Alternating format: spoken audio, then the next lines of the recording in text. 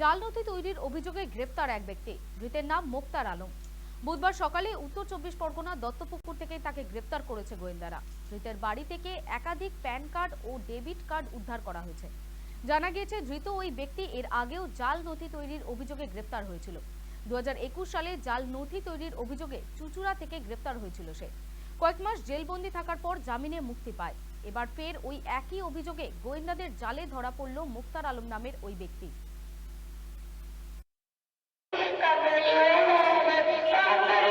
বাবা কি হলো হঠাৎ করে গ্রেফতার করলো নাকি জানি না, হঠাৎ আসলো পুলিশ আসলো, আমরা কিছু কেসের ব্যাপারে আমরা কিছু জানি না।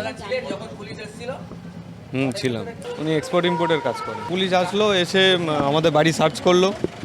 সার্চ করে বাবার আধার কার্ড, প্যান কার্ড এগুলো সিজ করলো। সিজ করে নিয়ে বাবাকে নিয়ে গেল। আমাদের ব্যাংকের অ্যাকাউন্ট, বাবার ব্যাংকের অ্যাকাউন্টগুলো সিজ করলো। সিজ করে নিয়ে চলে গেল। তো কম্পিউটার দোকান আছে, আমার কাছে জেরক্স মেরক্স করতে আসে, প্রিন্ট আউট করতে আসে, কিন্তু সেরকম কিছু যে আছে সেরকম তো জানি না। পুলিশ এসে ধরে নিয়ে গেছে, এতটাই জানি। তারপরে যে কী হয়েছে শুনলাম ভোরের দিকে একবার হয়েছিল আগে।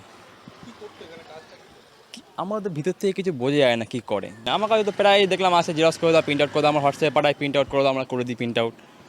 সেগুলো বিভিন্ন ডকুমেন্টস, মানে মেয়ের স্কুলের কলেজের এরকম।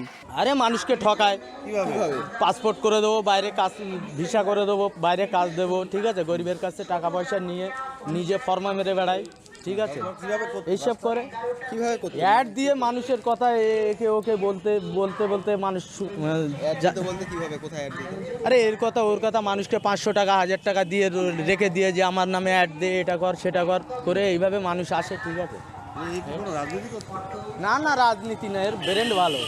এই বুঝতে পেরেছেন তো? যতটুকু জানি, সাধারণ মানুষ এলাকার থেকে প্যান কার্ড করে দেওয়ার নাম করে বা আধার কার্ড করে দেওয়ার নাম করে সাধারণ গরিব মানুষ, খেটে খাওয়া মানুষদেরকে থেকে পেপার তুলত, এতটুকু আমরা জানতাম।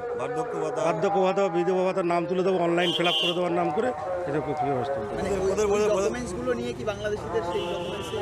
ওনার বাড়িতে মানে অচেনা ব্যক্তি যাতায়াত ছিল, উনি বলতো ওনার আত্মীয়রা এখানে চিকিৎসা করতে আসে। তাহলে এলাকার ভোটার কার্ড, আধার কার্ড নিয়ে বাংলাদেশের লোকের জাল পাসপোর্ট বানিয়ে এখন তো সেই ঘটনাই ঘটছে। অনেকেই মিসম্যাচ হয়েছে। যেমন কিছুদিন আগে ডিআইবি থেকে একটা ভেরিফিকেশান এসেছিলো, তৎকালীন সময় আমাদের পঞ্চায়েতে ছিলাম, তখন আমরা পঞ্চায়েত থেকে রিপোর্ট দিয়েছিলাম যে উনি সেই ব্যক্তি নয়, মানে অন্যের নামে বাবা মা সাজিয়ে। সেটা তদন্ত হবে, তদন্ত সাপেক্ষে আইন মোতাবেক সেটা চলবে। আমি এখনো পুরোপুরি ঘটনাটা জানি না, অবশ্যই আমরা জানার চেষ্টা করছি। এবং দেখুন, তদন্ত হচ্ছে, তদন্ত হবে, যে দোষী সাব্যস্ত হলে তার সাজা হবে। এটা ঘটনাটা আমরা খোঁজ খবর নিচ্ছি, আর এটা পুলিশ প্রশাসন দেখছে, এটা প্রশাসনের ব্যাপার, ঠিক আছে। আমরা সম্পূর্ণ সহযোগিতা করবো প্রশাসনের সঙ্গে।